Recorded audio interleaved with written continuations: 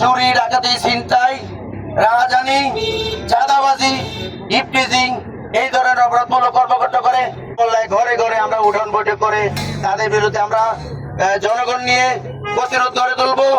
যারা আমাদের আজকে র্যালি সমাবেশের পরেও মাদক ব্যবসা ছাড়বেন না, মাদক ছাড়বেন না, মাদক বিক্রি করে মাদক খায়, আপনার বাসার প্রতিবেশীকে আপনি বড়ভাবে বার্তা দেন, তারপর যদি না শুনে তার বাড়ির সামনে আমরা র্যালি করব।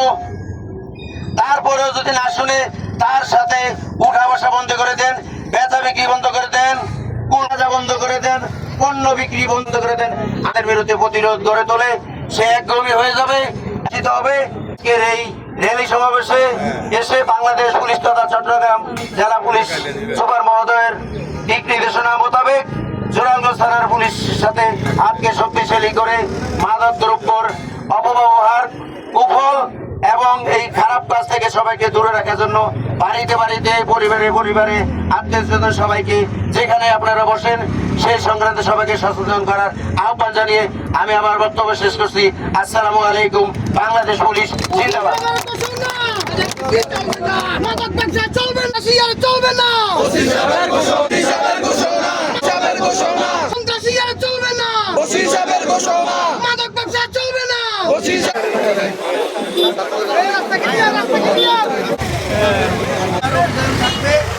আমি চাই পুলিশের সাথে যুবক, বৃদ্ধ, আবাল সমাজ, যার বাড়ির মহল্লায়, ওয়ার্ডে আনাচে কানাচে যেখানে মাদক আছে সেখানে পুলিশ যাবে, ওইখান থেকে ছেটিয়ে একদম বিদায় করে দেয়, একদম একদম আগত